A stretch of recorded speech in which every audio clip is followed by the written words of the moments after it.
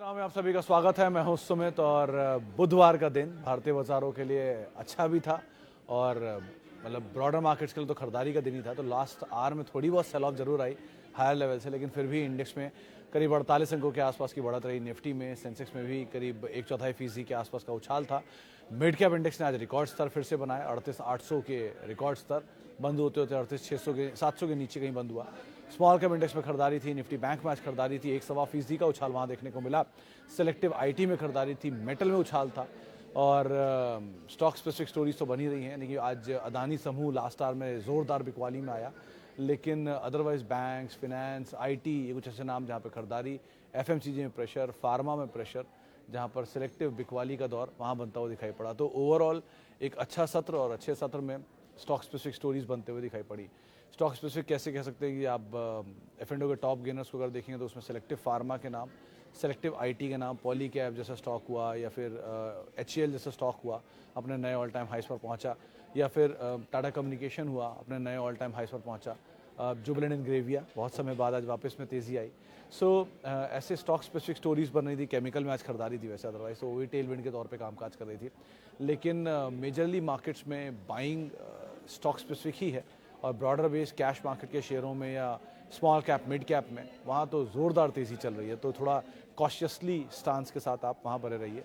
और बिकवाली last hour में थी। अदानी समूह में कोई रीज़न ट्रिगर नहीं दिखा, लेकिन हाँ बिकवाली वहाँ पर ज़रूर थी। ऑब्वियसली बात है, थोड़ी बढ़िया तेज़ी के बाद प्रॉफिट टेकिंग भी आने को तैयार है। 15% अगेन एक हफ्ते में आ जाएगा स्टॉक्स में, तो ऑब्वियसली थोड़ी बहुत प्रॉफिट टेकिंग तो देखने को मिलेगी ही।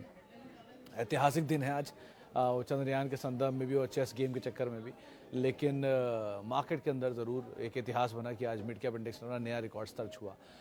चलिए इस पर हम आगे बातचीत करेंगे, लेकिन फिलहाल तो सवाल जवाब का सिलसिला शुरू कर लेते हैं और दोनों तरह के जो सवाल हैं, यानी कि फेसबुक पर आने वाले सवाल और यूट्यूब पे आने वाले सवाल, दोनों को ही शामिल कर लेते हैं। तो पहला सवाल तो हम लेंगे यूट्यूब नहीं फेसबुक से, जो हमारे पास आने शुरू हुए हैं। और सबसे पहला सवाल जो मेरे पास है वो है अदानी ग्रुप में क्या हुआ। अश्विन जी, आज जैसा तो कुछ नहीं पता मुझे कि कोई न्यूज़ तो नहीं सुनी कि अदानी ग्रुप में क्या हुआ। सेबी का आउटकम आना है 29 तारीख को, उससे पहले अगर आ जाए तो बात अलग है, लेकिन डेडलाइन 29 तारीख तक की है। और मतलब जो सेबी में रिपोर्ट जमा करनी है और उसमें अभी कुछ पॉजिटिव या नेगेटिव कुछ पता नहीं है, तो क्या आउटकम आता है वो डिपेंड करता है। लेकिन बढ़िया तेज़ी आई थी पिछले एक हफ्ते में, तो वो हफ्ते की तेज़ी के बाद प्रॉफिट टेकिंग कह सकते हैं जो देखने को मिली है। तो बहुत बड़ा जर्क रिएक्शन तो नहीं था, लेकिन आज 6-7% ही तो टूटा है एक हफ्ते में। अदानी ट्रांस मुझे पता है 17% के आसपास चला था और उसमें से आज अगर 7% निकाल भी दो तो बहुत बड़ा कोई सेल ऑफ तो नहीं लग रहा मुझे फिर भी। ठीक है, बाकी आप वेट एंड वॉच करो, कोई न्यूज़ फ्लोज आएगा तो आपको ज़रूर पता चलेगा, लेकिन अभी के लिए तो ऐसा कुछ नहीं सुना। और सो फार फंडामेंटल में भी कोई बदलाव नहीं है। तो Adani trans, Adani power still intact on buy side पर।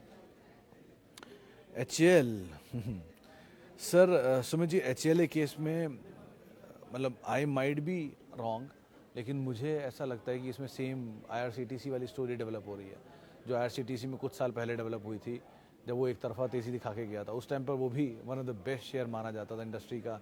अच्छे प्रोमिनेंट स्टोरीज थी उसके पीछे फॉलोअप करने के लिए, और कहा जाता था मोनोपोली बिजनेस है, कोई पीयर नहीं है, कोई दूर तक सामने आएगा नहीं, इसकी ग्रोथ तो ज़बरदस्त रहेगी ही। सब कुछ उस समय पर इनके फेवर में होता है ना, भाव के हिसाब से भावनाएं बदलती हैं। तो जैसे BHEL कुछ दिन पहले था, नहीं अच्छा था, आज सब अच्छा रहने लग गया सबको एकदम से 120-130 पहुंचने के बाद। तो जैसे जैसे भाव बदलते जाएंगे भावनाएं बदलती जाएगी। तो आज HCL तेज़ी दिख रही है। अगर मैं आज मंदी बोलूँगा तो आपको बुरा ही लगूंगा, इसलिए मैं ये नहीं कहूँगा कि मंदी करो। मैं ये कह सकता हूँ कि आप कॉशियसली ऑप्टिमिस्टिक स्टांस रखना। अगर पैसा बन रहा है और बढ़िया पैसा बन रहा है तो आप पैसे में से बहुत बड़ा हिस्सा निकाल लेना अपनी कैपिटल का, और कैपिटल प्लस प्रॉफिट का बड़ा हिस्सा भी निकाल लेना। कुछ पैसा चाहो तो छोड़ देना।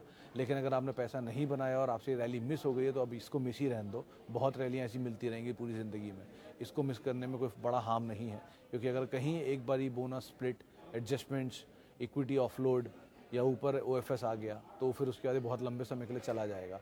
यही और मझगांव डॉक की भी कुछ ऐसी स्टोरी दिख रही है। वो भी अभी वर्मा भी बुल दिख रहे हैं सबके सब। हो सकता है मझगांव यहाँ से और भी चल जाए, लेकिन स्टांस थोड़ा कॉशियसली ऑप्टिमिस्टिक ही रखना, क्योंकि PSU में हमेशा ऊपर के लेवल पे माल बिकने के लिए तैयार रहता है, क्योंकि डिसइन्वेस्टमेंट टारगेट पूरे करने होते हैं। सो अभी BHEL नहीं चला बहुत, तो ये एक बार को चल सकते हैं। इस तरह के स्टॉक जो नहीं चले, नालको, BHEL, निवेली, ये सब नाम जो हैं ये इतने नहीं चले कंपेरेटिवली इनके, तो इनमें एक बार को मूव आ सकता है, लेकिन अभी सब कुछ बुल साइड पर है और मिड कैप तेज़ी में है, कैश मार्केट शेयर तेज़ी में है, तो इसीलिए थोड़ा मतलब आपका जो स्टांस होगा वो कॉशियसली ऑप्टिमिस्टिक होना चाहिए यहाँ पर तमाम स्टॉक्स को लेकर। और एचएल तो खासा तौर पे एचएल और माजगांव डॉक, इन पे तो बहुत ही कॉशियसली स्टांस रखना अपना आप। इसके अलावा कुछ और सवालों को भी शामिल कर लेता हूँ। कुछ यूट्यूब के सर ये भी सवाल आ रहे हैं। Sir, my worst performing stocks are alkyl amine 3500, IEX 170, LIC 900 and Balaji amine 2700। What should I do? Balaji amine numbers नहीं दे रही है कंपनी, नंबर्स के साथ साथ उन्होंने क्लैरिफिकेशन भी दिया है। अभी क्लैरिफिकेशन आया तो नंबर आएंगे और नंबर खराब ही आएंगे, इसीलिए इन्होंने इतना डिले भी किया, तो बालाजी अमाइन इसलिए टूट रहा। एलआईसी आईपीओ के टाइम से मैं पहले दिन से बोल रहा हूँ कि avoid as much as you can. अब वो 600 रुपये में बहुत बुरा है नहीं, तो बने ही रहो, आप कुछ कर नहीं सकते उसमें। थर्ड इज़ दिस आईएक्स, ये भी अगेन आईआरसीटीसी का ही भाई है, एक तरफा तेज़ी दिखाने के बाद इस कंसोलिडेशन में फंसा है, तो अब पावर चलना शुरू हुआ है, थोड़ा पिकअप आए, तेज़ी का इस्तेमाल करना, थोड़ा निकल जाना ज़्यादा बेटर रहेगा। एंड अल्काइल अमाइन, मतलब अल्काइल अमाइन कंपेरेटिवली बाकियों में सबसे बेटर पोजीशन है सोफार, यहाँ ही बने रहो। केमिकल वैसे भी सबड्यूड है, तो आपके जो दोनों सेक्टर हैं केमिकल एंड पीएसयूज एंड आईएक्स, ये सब वो सेक्टर इन स्टॉक्स है जो कि बहुत समय से एक रेंज के अंदर ही कामकाज कर रहे हैं, न्यूज़ फ्लोज नेगेटिव हैं, तो आप बड़ी फ्लोट वाले स्टॉक में फंसे हैं, और दोनों में तब फंसे हैं आईएक्स एंड एलआईसी एंड आईएक्स में, जबकि दोनों एक तरफा मुंह दिखा चुके हैं। एलआईसी तो ज़्यादा चला ही नहीं जब से आईपीओ आया तब से, लेकिन वो आईपीओ भी लग रहा था लेने लायक नहीं है, लेकिन आईएक्स का अगेन, तो मतलब मैं कभी भी इन सब में से किसी के ऊपर नाम तेज नहीं बोला है, तो आज आप तेज़ी पूछ रहे हो तो मुझे उम्मीद नहीं कि यहाँ बहुत तेज़ी आएगी, बट एटलीस्ट आप लॉस झेल चुके हो बड़ा और बहुत नीचे के लेवल देख चुके हो, तो अभी तो फिलहाल बने ही रहो, ज़्यादा बेटर है। ओके, आज के लिए सर अडानी ग्रुप के शेयर क्यों टूटे, कोई बड़ी गिरावट है? जुबलेंट इंग्रेविया आज बहुत भागा, बहुत बहुत धन्यवाद। एमएमटीसी क्यों भागा आज? बालू सर, पहली चीज़ तो अडानी शेयरों में ऐसी कोई न्यूज़ है नहीं, जो मैं पहले भी कह चुका हूँ, आपके पास है आप बने रहो। सो फार मेरे सर एक दिन में भावनाएं नहीं बदलती हैं, मैं पहले आपको साफ कर दूँ। कल भी मुझे अडानी ट्रांस और अडानी पावर सही लग रहा था, आज भी मुझे अडानी ट्रांस और अडानी पावर सही लग रहा है, तो मेरी भावनाओं में क्वार्टरली नंबर के अंदर ही बदलाव आएगा, जब तक नंबर नहीं बदलेंगे। तो नंबर देख के मुझे सही लग रहे हैं, तो आज भी सही लग रहे हैं, रेस्ट आपकी कॉल है। एक दिन के झटकों से इतनी आसानी से नहीं बाज़ार में घबराया जाता। अगर रही बात अडानी की, तो ये बात सही है कि इसमें पब्लिक पार्टिसिपेशन बहुत बड़ा है, इसीलिए वो झटके दिए जाते हैं बीच में, ताकि पब्लिक पार्टिसिपेशन थोड़ा कम हो जाए, तो वो भी एक वजह हो सकती है। लेकिन अभी इसमें एक बड़ा इवेंट अवेटेड है, वो है इनकी 29 तारीख की आउटकम, तो देखते किसके फेवर में आता है। बट नंबर्स इसलिए दोनों को सपोर्टिव बोले हुए मैंने, अडानी ट्रांस और अडानी पोर्ट के, अडानी पावर के, कि अगर नेगेटिव सेट आउटकम आ भी गया तो भी वहाँ नंबर उन्हें बचा लेगा। जैसे आज के फॉल में आपने देखा होगा अडानी विल्मर नहीं टूटा, क्यों टूटेगा? ये ऑलरेडी टूटा पड़ा, उसमें क्या ही टूटने के लिए बचा है, तो वो नहीं टूटेंगे। वो ऑलमोस्ट 350-360 के आसपास कंसोलिडेट कर रहा है, वो सपोर्ट है उसके लिए, अच्छा वहाँ वो होल्ड करेगा, तो बहुत बुरी बुरी खबरों को भी वो झेल जाएगा वहाँ पर। सो इसीलिए कुछ चीज़ें फंडामेंटल पे चलती हैं, और ये दोनों के फंडामेंटल इस तरह के कि ये लॉन्ग जा सकते हैं, सो आप कॉल वैसे ले सकते हो। और रही बात जुबलेंट इंग्रेविया, थैंक यू, पहले ही मैंने बोला, आज भी मैं एक ही लाइन बोलूँगा कि 379 का स्टॉप लॉस लीजिए, बने रहिए जहाँ तक तेज़ी मिले। अगर आपको लगता है पैसा बचाना है मुझे अपना, तो आप थोड़ा थोड़ा स्टॉप लॉस ऊपर लेते जाओ, 330 ले लो, 350 ले लो, ऐसे 430 ले लो, 450 ले लो, और बढ़ाते जाओ स्टॉप लॉस ऊपर। जहाँ स्टॉप लॉस ट्रिगर हो गया वही आपकी किस्मत में था। एमएमटीसी, क्योंकि पूरा पीएसयू भाग रहा है, बीएचईएल, एनएलसी, एनबीसीसी, एनाल्को, तो एमएमटीसी भी उसके साथ साथ चल रहा है। बट अगेन एमएमटीसी के धंधे को देख कर ना, इसका भाव ज़ीरो भी हो जाए कोई हैरत नहीं होगी, क्योंकि इसके धंधे में बहुत कुछ नहीं है। ये टीटीएमएल, ये उस तरह की कंपनियां जिनके धंधे बिल्कुल सपोर्ट नहीं करते इनके भाव को, लेकिन फिर भी ये चल रहे हैं, क्योंकि ठीक है सभी कुछ चलता है बाज़ार में, तो फंडामेंटली सपोर्ट नहीं है इनके भाव को। आपको तेज़ी मिल रही है, मोमेंटम मिल रहा है, प्रॉफिट बन रहा है, आप कॉल ले सकते हो उसके हिसाब से। Okay, can I make fest position Adani total gas? Adani total नहीं विशाल जी, मुझे अगर लगता है अगर आपको कुछ लेना है तो अदानी ट्रांस एक बार को ले सकते हो। आज का फॉल ठीक भी था, 900 के नीचे आ गया है, ले लो, थोड़ा सा ऐड कर लो। इतनी एपेटाइट रखना कि थोड़ा और नीचे मिल जाए तो ऐड कर लेना। लेने लायक अदानी टोटल नहीं, अदानी ट्रांस, अदानी पावर और अदानी विल्मर, ये 3 नाम लग रहे हैं, बाकी अदानी पोर्ट तो है ही। तो ये 4 नाम जिनको आप देख सकते हो। Otherwise map my India from IPO, shall I hold? And MTAR, should I add more little above my old buying level of 1911? Sir map my India में तो एटलीस्ट आप IPO से हो तो आपकी कॉस्ट तो मेरे ख्याल डबल ट्रिपल के अराउंड हो रही होगी, तो आप कैपिटल तो निकाल ही लो इसमें से, बाकी पोजीशन आप बने रहो। दो अच्छी चीज़ें हैं, एक तो एमजी का टाइप था ही इनका और हुंडई के साथ भी उन्होंने टाइप कर लिया अपनी सर्विसेज देने के लिए। कुछ सर्विसेज ये डिफेंस और बाकी एंसिलरी रिलेटेड प्रोवाइड्स करा रहे हैं, तो इसलिए भी एक बार वो ठीक लग रही है। लेकिन नंबर में सब कुछ आना चाहिए और नंबर बहुत सपोर्टिव है नहीं, वैल्यूएशन नंबर के हिसाब से बहुत महंगे हैं। तो इसीलिए मैं कह रहा हूँ कैपिटल निकाल लो, बाकी पैसों से बने रहो फ्री के शेयरों में। और रही बात एमटार में, एमटार आप थोड़ा थोड़ा ऐड कर सकते हो, लेकिन एक गैप रीजनेबल ले लो, आपकी कॉस्ट से थोड़ा नीचे आ जाए तो आप ऐड करो। इतने माइनर गैप में ऐड मत करो, थोड़ा गैप आने दीजिए। बस ये चीज़ ध्यान रखिए कि वो दो चीज़ें आईपीओ के केस में, पहला इनकी प्रॉफिटेबिलिटी और वैल्यूएशन कभी सपोर्टिव नहीं होते। क्योंकि कोई भी आईपीओ आज की डेट में जो आता है, पिछले मतलब मेरे ख्याल से डीमार्ट के बाद से ऐसे बहुत ही रेयर कोई आईपीओ मिलेगा आपको जहाँ पे फेयरली प्राइसिंग की गई हो। तो फेयरली प्राइसिंग जिस आईपीओ की होगी वहीं पर ही आपको वैल्यू दिखाई पड़ेगी। तो वेदांत मतलब एक 100 रुपये की कंपनी ऑफ रिकॉर्ड यानी नॉन लिस्टेड स्पेस में, लिस्टेड तक आते आते वो 400 बन जाती है, सब्सक्रिप्शन मिलता है उसको 600 वाला, लिस्ट होती है वो 800 पे, लेकिन भाव तो वही 100 ही था और 800 पे लिस्ट हो रही है। तो ऐसा तो ऑलरेडी उसको दिख रहा है। तो इस तरह ही कंपनी में आप कितना ही प्रीमियम और कमांड कर पाओगे। तो एक लेवल के बाद उसको नीचे आना ही होता है। तो कभी या तो उसकी ईपीएस बढ़े तो 100 रुपये का आइटम बढ़ के नीचे से 300-400 रुपये पहुँचे और ऊपर से थोड़ा करेक्ट होकर 400 रुपये आ जाए या 500 रुपये आ जाए, तब जाके राइट साइज़ होगा। जो EMIL के क्लासिक केस में था, EMIL का IPO आया था 60 रुपये पे, वो चल के गया 100 रुपये, वहाँ से वो राइट साइज़ हुआ, नीचे आया, कंपनी ने केपेक्स की बात करी, केपेक्स हुआ, नंबर थोड़े बेटर हुए, तो एक तरफ से नंबर को सपोर्ट आया, दूसरी तरफ से शेयर करेक्ट हो गया, दोनों चीज़ें जाके मैच हुई, कहीं 70-80 रुपये की रेंज में कंसोलिडेट किया और आज 150 रुपये आ गया। सो ये तरह का सिनेरियो मिल जाए तो बात अलग है। ये सिनेरियो नहीं है तो मेजरली मैक्सिमम चीज़ें जो हैं वो बहुत महंगी वैल्यूएशन पर आ रही हैं, तो बहुत ही कंजर्वेटिव साइड पर इनको देखिएगा। ज़रूरी नहीं है कि हर आईपीओ में पैसा डाल के आपको लॉन्ग टर्म स्टोरी दिखाई पड़ जाए, और ज़रूरी नहीं है जो स्टोरी बताई जा रही हो वो स्टोरी लॉन्ग टर्म में हो भी काम की। तो इतने सालों से बहुत सारी स्टोरियाँ बदली हैं। इसी पिछले 20 साल के अंतराल में हमने ईयर 2K की स्टोरी भी देखी है, इसी 20 साल के अंतराल में CNG की स्टोरी भी देखी है। तो ऐसी बहुत सारी स्टोरीज आती गई और फेज़ आउट होती चली गई। सो हमेशा हर स्टोरी प्रोमिनेंट अगर है तो वो नंबर में रिफ्लेक्ट होनी चाहिए, और number is the only benchmark जिससे अपना लॉन्ग टर्म पोर्टफोलियो बना सकते हो, बाकी कुछ भी नहीं है इसके अलावा। प्रॉफिटेबिलिटी जिसको सपोर्ट करेगी आप उसी के साथ ही रहोगे, भले उसका नाम कुछ भी हो, वो TCS हो या यस बैंक हो, हार्डली मैटर्स। ओके चलिए वापस चलते हैं अब यूट्यूब पे कुछ सवालों को लेकर भी।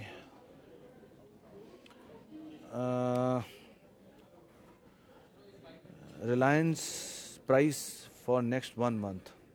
देखिए रिलायंस इंडस्ट्रीज़ की अगर आप बात कर रहे हो तो 2250-2300 वही मैक्सिमम डाउन साइड होता है अगर खुल जाता है तो भी, लेकिन AGM तो कुछ कह नहीं सकते, मंडे को AGM है रिलायंस के।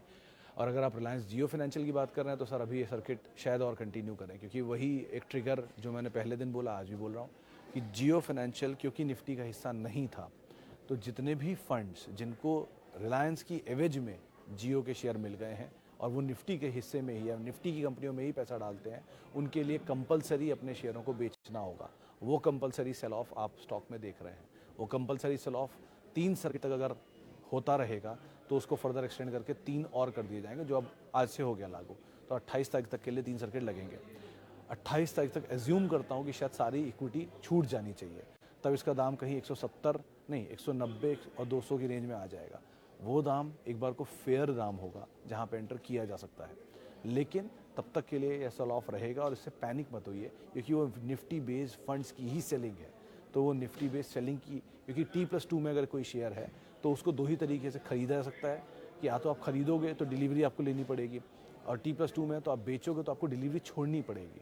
तो अगर कोई डिलीवरी छोड़ रहा है और 8-8 करोड़ शेयरों का सर्किट लग रहा है, इसका मतलब कोई ऐसा फंड बेच रहा है जिसके पास इसकी माल पड़ा है। वो फंड कौन हो सकते हैं? वो फंड वही हो सकते हैं जिनके पास निफ्टी के शेयर है और जिनको मतलब जो सिर्फ निफ्टी के शेयरों में पैसा डाल सकते हैं और उनको जियो मिल गया है। कल एक हेडलाइन भी चल रही थी कि LIC ने रिलायंस जियो में 6% स्टेक खरीदा। ऐसा कुछ नहीं खरीदा। LIC के टोटल AUM का 10% हिस्सा जो है वो इक्विटी AUM है 8 लाख करोड़ का। उस 8 लाख करोड़ का सबसे बड़ा इन्वेस्टमेंट जो है वो रिलायंस इंडस्ट्रीज़ में है, और वो करीब 6.67% हिस्सेदारी ओन करता है रिलायंस इंडस्ट्रीज़ में। अब क्योंकि LIC रिलायंस इंडस्ट्रीज़ में 6.67% हिस्सेदारी ओन करता है, तो उसको ऑटोमेटिकली जियो की 6.67% हिस्सेदारी मिल गई है, और वो LIC नहीं बेचेगा, क्योंकि LIC इंडेक्स बेस्ड फंड में निवेश नहीं कर रहा। LIC कोई स्कीम अगर इंडेक्स बेस्ड फंड में निवेश करती होगी और उस स्कीम के अंदर जियो होगा तो वो बेचेंगे। तो इस तरह के एडजस्टमेंट्स होते हैं जो कि हो रहे हैं और जिसकी वजह से बिकवाली आ रही है। सो पैनिक स्टेट वाली कोई सिचुएशन यहाँ नहीं है, बस इस चीज़ को आप ध्यान रखिएगा कि सेल ऑफ चल रहा है, सेल ऑफ जहाँ थमे और स्टेबल हो वहाँ से आपके लिए एक नया एवेन्यू खुल सकते हैं। ओके, मिसेस बेक्टर, लक्ष्मण जी, मतलब पहली बार ये सवाल किसी ने पूछा है यहाँ पर, लेकिन I am personally finding this company very nice. 1030 के ऊपर है। आज ही मैंने एक डू यू नो बना के आया हूँ, आजकल या वीकेंड पे आपको दिखाई पड़ जाएगा मिसेस बेक्टर का डू यू नो। तो कंपनी के प्रोस्पेक्ट बहुत अच्छे हैं, क्योंकि जब पढ़ रहा था डू यू नो के लिए माल, तो मेरे को बहुत कुछ अच्छा लगा इस कंपनी के बारे में। कुछ चीज़ें बता देता हूँ, पुरानी हिस्ट्री तो नहीं है बहुत, लेकिन हाँ फिर भी मैनेजमेंट बहुत सालों से काम कर रही है। रजनी बेक्टर ने कंपनी शुरू की थी और कंपनी मैकडॉनल्ड, KFC, पिज़्ज़ा हट, डोमिनोज और रेलवेज़ और कैंटीन, CSD कैंटीन, इन सब के लिए सप्लाई करती है। कैडबरी की बिस्किट है ओरियो, जो अक्सर आप खाते होंगे, वो ओरियो बिस्किट इंडिया में मैन्युफैक्चर यही करते हैं, इनके लुधियाना वाले प्लांट से। और इंडिया के टोटल और ख़ुद के बिस्किट भी इनके आते हैं क्रीमिका के नाम से, और क्रीमिका के नाम से केचप एंड सॉस के मेजर सप्लायर हैं, और क्वेकर के लिए भी सप्लाई करते हैं। तो इस तरह के मेजर कस्टमर्स हैं इनके, और 25 साल से ये सप्लाई कर रहे हैं क्वेकर को, 27 साल से सप्लाई कर रहे हैं मैकडॉनल्ड को। मैकडॉनल्ड को इंडिया में आए हुए 27 साल हुए हैं, और 27 साल से ही ये मैकडॉनल्ड के सप्लायर हैं। और एक बार कोई मैकडॉनल्ड का सप्लायर बन जाता है तो उसकी क्वालिटी स्टैंडर्ड उस लेवल पे चले जाते हैं कि उसको किसी मल्टीनेशनल से टाइप करने में दिक्कत नहीं होती, जो इनके साथ हुआ है। जैसे ही वो मैकडॉनल्ड टाइप हुआ, वैसे ही इनके सारे टाइप खुल गए, डोमिनोज के और KFC के, यम फूड के एंड ऑल के। तो वो कंटिन्यू करेगा इनका, और ये स्टैंडर्ड प्लेयर हैं उसके। सो अच्छी कंपनी है। 4% रेवेन्यूज़ ये उठाते हैं, टोटल बिस्किट मार्केट शेयर रखते हैं। इंडिया के एक्सपोर्ट होने वाले बिस्किट का 12% हिस्सा ये लेकर आते हैं, और करीब 30 लाख बन पर डे का प्रोडक्शन है, यानी कि 1 सेकंड में 13 बन ये प्रोड्यूस करते हैं। तो इस तरह के नंबर्स मुझे याद है अभी, क्योंकि डू यू नो किया है, लेकिन अच्छी कंपनी है, आप इसमें बने रह सकते हो। नंबर्स भी ठीक है, बस महंगा है, तो नीचे मिलता जाए तो आराम से ऐड करते रहो, कोई दिक्कत नहीं है। ओके, अदानी पावर होल्ड करिए, और नीचे मिले अरी खान साहब तो और ऐड करते रहिए शांति से। नंबर अच्छे हैं, चलने लायक स्टॉक है, 1-2 जर्क से आप परेशान मत होइएगा। Okay, sir please comment on SKF India, Tata Chemical and KPIT. I have 100 share each since 2020. Should I wait for bonus or just keep it for long term? KPIT price was 40 and SKF was 1500. Sir multiple time तो gain हो चुका है। आप ये कर सकते हो कि KPIT के 10 शेयर बेच के आपकी कैपिटल निकल आएगी, जहाँ तक मेरा आइडिया है। तो कैपिटल निकाल लो, फ्री के शेयरों को हमेशा के लिए छोड़ दो। आपका KPIT भी अच्छा कंपनी है, SKF भी अच्छी कंपनी है, और टाटा केमिकल भी अच्छी कंपनी है, और तीनों उस दाम पे आपने खरीदा जो शायद ही दोबारा कभी देखने को मिले भी। अगर दोबारा मिल गया तो आपके लिए अपॉर्चुनिटी होगी, उस दिन आप उसको जितना मर्जी लोड कर लेना। लेकिन अगर वो दाम नहीं मिलता तो अभी के लिए आप आराम से बैठो, अपनी कैपिटल निकाल लो, बस ये कैपिटल इज़ प्रायोरिटी। कैपिटल निकाल लो और फ्री का शेयर छोड़ दो, या लगता है वो चलो कैपिटल नहीं, थोड़ा और पैसा भी चाहिए, तो आप हाफ शेयर खाली कर दो। हाफ शेयर खाली करते कैपिटल निकल आएगा, प्रॉफिट भी निकल आएगा, उससे कोई नई अपॉर्चुनिटी तलाशते रहो, और फ्री का शेयर को आप हमेशा के लिए छोड़ दो, कोई दिक्कत नहीं है यहाँ पर।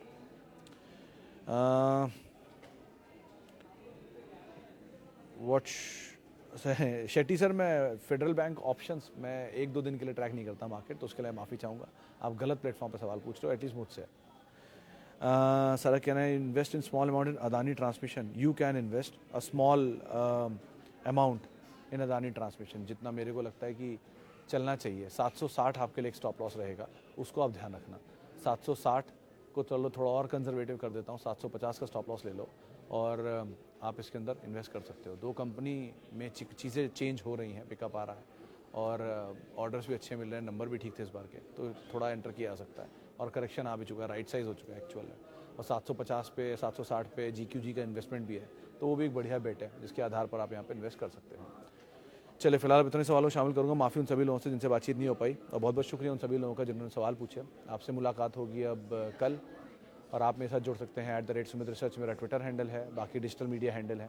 और किसी भी निवेश से पहले अपने वित्तीय सलाहकार की राय ज़रूर ले लें। और आप सभी को शुभकामनाएं भारत के इस बड़े कदम के ऊपर, जो कि चांद में कुछ ही देर में भारत अचीव करने वाला है। होप वो जल्दी कर ले और ये सक्सेस हमें ज़रूर मिले। Thank you.